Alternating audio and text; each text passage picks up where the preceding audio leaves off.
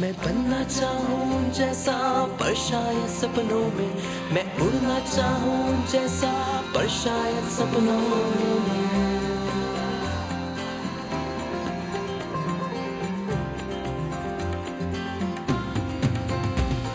सपनों की है उड़ान, कांटे बन गए फूल समान, रोक न पाए वो मुझको मुट्ठी में मेरी है आसमान।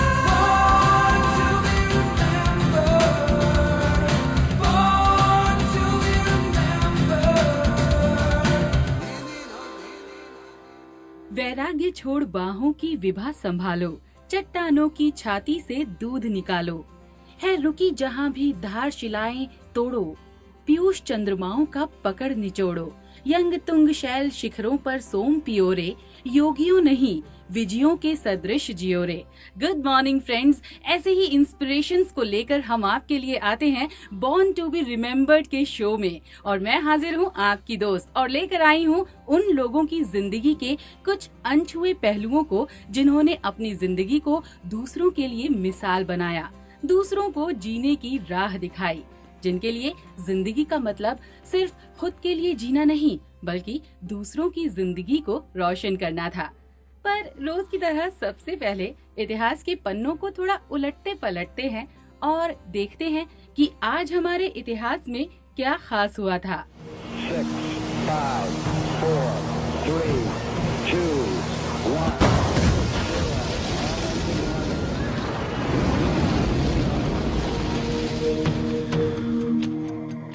फ्रेंड्स, आज का दिन हमारे स्पेस रिसर्च के इतिहास में काफी खास था, या यूँ कहें कि सबसे खास था। आज ही के दिन यानी 19 अप्रैल 1975 को हिंदुस्तान ने स्पेस में कदम रखा था, अपनी पहली सैटेलाइट आर्यभट्ट लॉन्च करके। आर्यभट्ट को सोवियत यूनियन के कैप्स्टन यार स्पेस सेंटर से कॉस्मोस 3M लॉन्च व्हीकल के जरिए लॉन्च किया गया। आर्यभट्ट हिंदुस्तान की पहली सैटेलाइट थी। इंडियन स्पेस रिसर्च ऑर्गेनाइजेशन यानी इसरो ने इसे डेवलप किया था। ये सैटेलाइट लगभग 93.5 मिनट तक ऑर्बिट में रहा और इस सैटेलाइट का काम एक्सरे एस्ट्रोनॉमी, एरोनॉमिक्स और सोलर फिजिक्स की रिसर्च में मदद करना था। इस सैटेलाइट के जरिए भारत उन गिने चुने देशों की फहरिस्त में शामिल हो गया जिन्होंने स्पेस में कदम रखा। आर्यभट्ट सैटेलाइट की सफलता के बाद 1976 से 1997 के बीच में छपे सभी 2 रुपए के नोटों पर इस सैटेलाइट की तस्वीर प्रिंट होती थी। जरा सोचिए, एक तरफ रुपए पर महात्मा गांधी और दूसरी तरफ विकास की दुनिया में तेजी से आगे बढ़ते भारत की पहचान आर्यभट्ट। ये अपने आप में बहुत ही गौरव की बात थी। भारत की इतनी बड़ी तरक्की, यानी इस सैटेलाइट को जब नाम देने की बारी आई तो भारत के पहले एस्ट्रोनॉमर और दुनिया का वो पहला मैथमेटिशियन जिसने दुनिया का शून्य यानी जीरो से परिचय करवाया, आर्यभट्ट से बेहतर कोई और शख्स हो ही नहीं सकता था। तुम लोग जमीन से पेट भर अनाज नहीं निकाल सके और लोग चांद तक पहुंच गए। है कोई मुकाबला? सर झुकाने पर फक्र करते हो। है कोई ऐसी बात तुम्हारे देश की जिस पर के सर ऊंचा कर सको? नहीं माय डियर बॉय, तुम्हारे देश ने कुछ नहीं दिया। India's contribution is 0, 0 and 0। जब 0 दिया मेरे भारत ने, भारत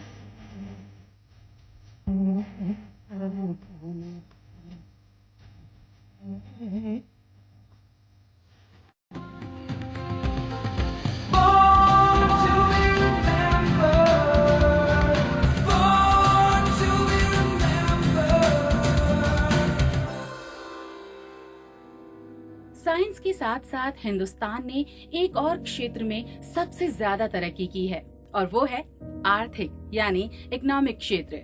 और इसी विकास की जीती जागती मिसाल है रिलायंस इंडस्ट्री लिमिटेड के मालिक मुकेश अंबानी, जिनका आज 56वां जन्मदिन है।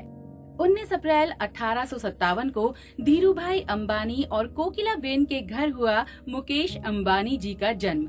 उनके जन्म के वक्त अंबानी परिवार मुंबई में सिर्फ 2 कमरों के मकान में ही रहता था।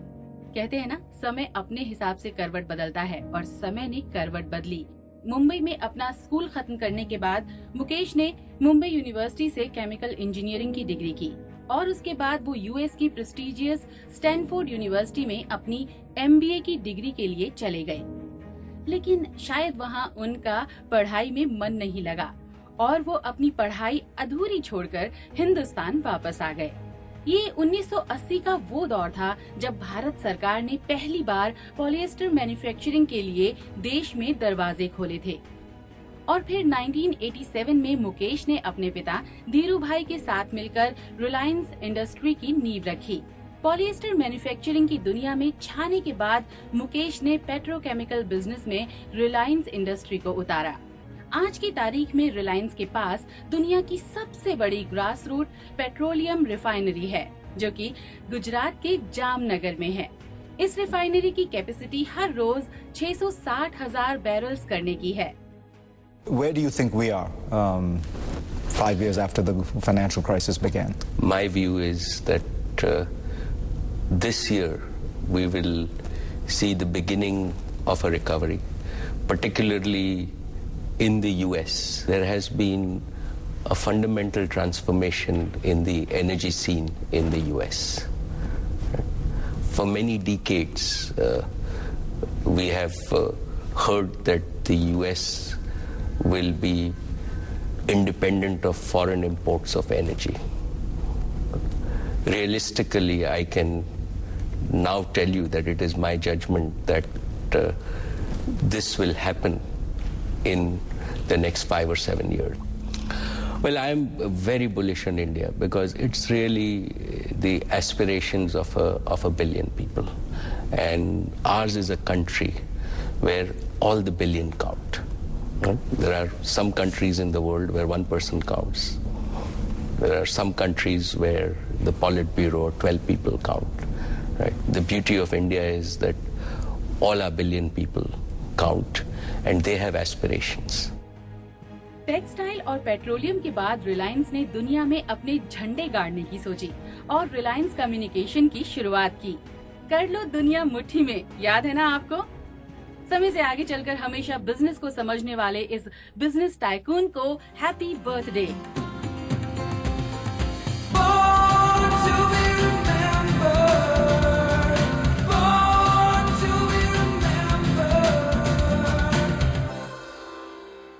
अब बात एक ऐसे खिलाड़ी की जिसने खेल की दुनिया में हिंदुस्तान का सर फख्र से ऊंचा कर दिया, और उस खिलाड़ी का नाम है अंजू बॉबी जॉर्ज। 19 अप्रैल 1977 को केरल के चिंगनेसरी नाम की जगह पर इस एथलीट का जन्म हुआ। अपने स्कूल के दिनों में ही अंजू का स्पोर्ट्स में इंटरेस्ट होने लगा था। रनिंग ट्रैक, मेडल उन्हें हमेशा बहुत ही अट्रैक्ट करते थे।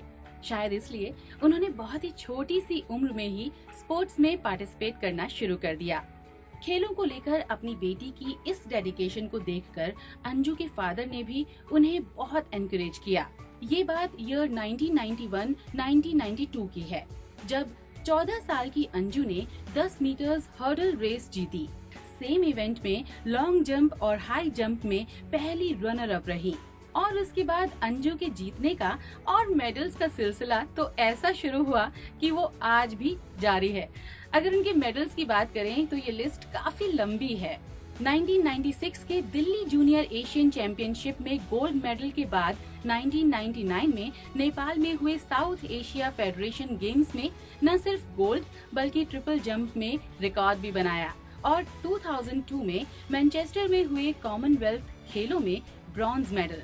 बुसान एशियाई गेम्स में एक बार फिर अंजू ने गोल्ड मेडल जीता, लेकिन 2003 में पेरिस में हुए वर्ल्ड चैंपियनशिप में अंजू ने 6.70 मीटर की जंप के साथ ही इतिहास रचते हुए ब्रॉन्ज मेडल जीता।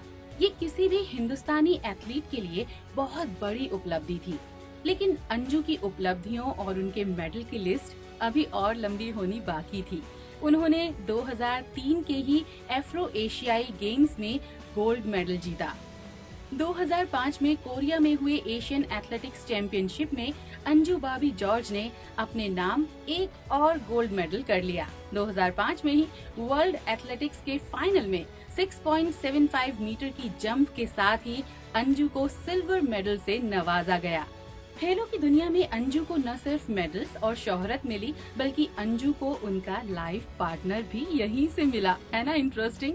रॉबर्ट बॉबी जॉर्ज, जो कि ट्रिपल जंप में फॉर्मर नेशनल चैंपियन रह चुके हैं और फिलहाल अंजू के कोच भी हैं। और कहीं अंजू की बेहतरीन रिकॉर्ड्स का राज यही तो नहीं है जिसने अंजू को न सिर्फ मेडल जिताए, बल्कि 2003 का अर्जुन अवार्ड, 2004 का राजीव गांधी खेल रत्न पुरस्कार और उसी साल यानी 2004 का पद्मश्री भी उन्हें ही मिला। वैसे फ्रेंड्स, इंसान चाहे दुनिया के किसी भी प्रोफेशन में हो, लेकिन एक चीज जो सबके लिए बहुत जरूरी है वो है हंसना, और मैं तो भरपूर हंसती हूँ। इसमें अपना बॉलीवुड भी सबसे आगे है बीड़ू। तो अभी आपको सुनाई देगी बॉलीवुड की कहानी मेरी जुबानी। भाई अमेरिका में अपनों को एड्रेस पूछेगा तो अपन क्या बोलेंगे? धोबी घाट। तो भाई इंग्लिश में क्या बोलेंगे? वॉशिंगटन। वॉशिंगटन। भाई अगर बोलने का इधर है तो कैसे बोलने का? कम यार। बोलने का उधर जा।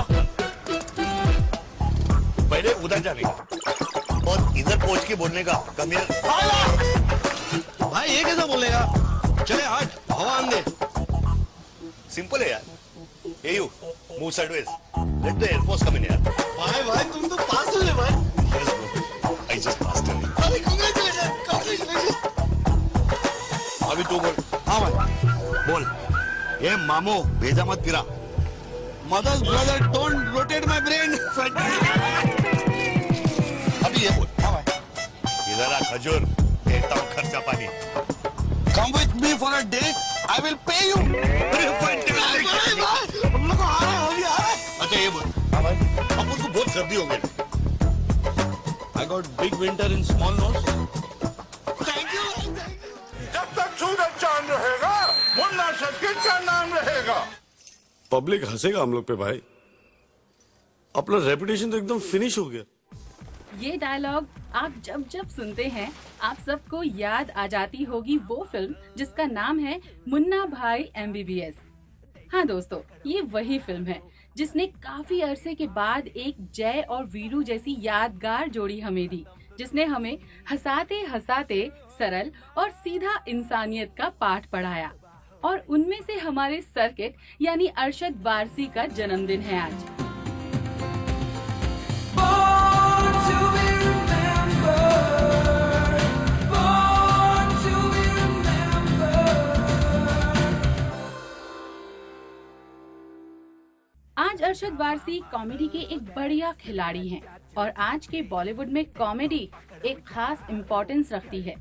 महज 17 साल की उम्र से उन्होंने अपने करियर की शुरुआत की और एक door to door cosmetic salesman की जॉब शुरू की।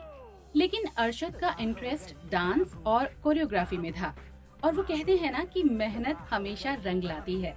और अरशद ने 1991 में इंडियन डांस कंपटीशन जीता और 1992 में वर्ल्ड डांस कंपटीशनशिप, वो भी लंदन में महज 21 साल की उम्र में। फिर डांस के इस शौक रखने वाले अरशद ने अपना फिल्मी करियर एक्टिंग से नहीं बल्कि कोरियोग्राफी से शुरू किया। ये बात 1987 की है जब उन्होंने महेश भट्ट को असिस्ट करते हुए ठिकाना और काश की। अपने कोरियोग्राफी करियर की एक बड़ी उपलब्धि अरशद को मिली फिल्म रूप की रानी चोरों का राजा के गाने से, और उन्होंने अपने एक्टिंग करियर का श्री गणेश किया फिल्म तेरे मेरे सपने से। फिर क्या था, कॉमेडी के इस हीरो ने एक के बाद एक हिट फिल्म्स दी। फिर 2006 में ये बने सर्किट। मुन्ना भाई का जिगरी दोस्त जिसने अपने खास अंदाज से ऑडियंस को खूब लोटपोट किया। मुन्ना और सर्किट की इस जोड़ी ने सिल्वर स्क्रीन पर ऐसा धमाल मचाया कि बस पूछो मत। और इस बार अरशद को मिला उनका पहला फिल्म फेयर अवार्ड। फिर क्या था, समझो हो ही गया। तो चलिए फिर सुनाते हैं आपको यही गाना।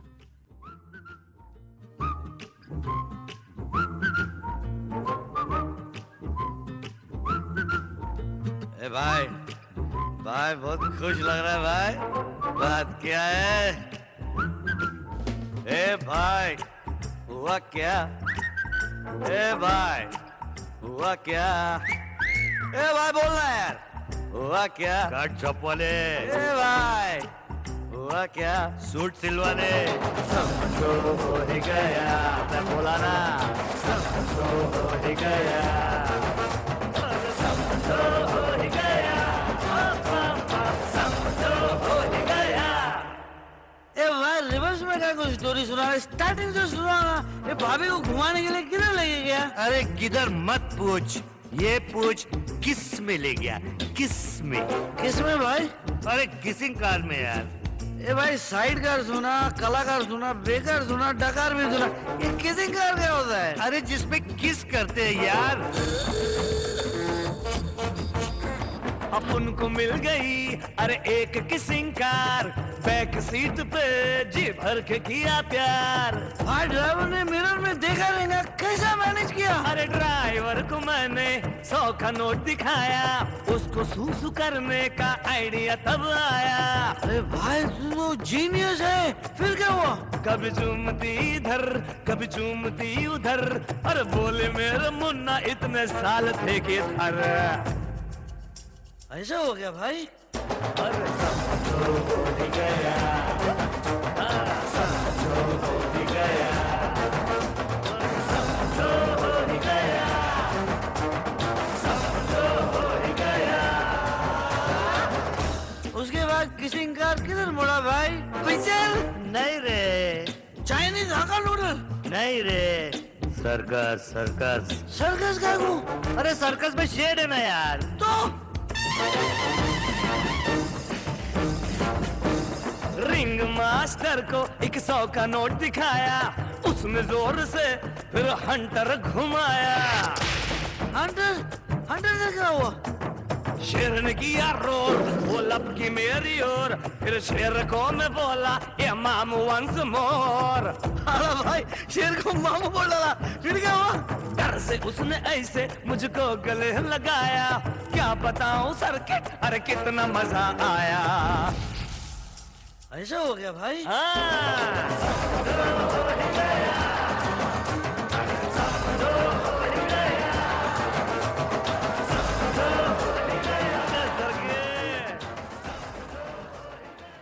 तो दोस्तों अभी मैंने आपको कई पर्सनैलिटीज के बारे में बताया और अगर मैं घड़ी की तरफ देखूं तो आपसे विदा लेती हूं। कल फिर मिलेंगे। Bye bye. मैं बनना चाहूँ जैसा पर शायद सपनों में, मैं उड़ना चाहूँ जैसा पर शायद सपनों में।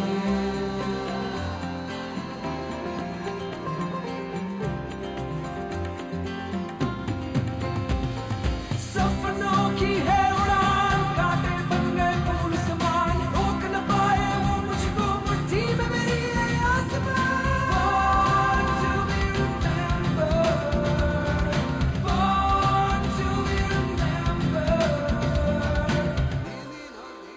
इस कार्यक्रम के कार्यकारी निर्माता जैनेंद्र सिंह।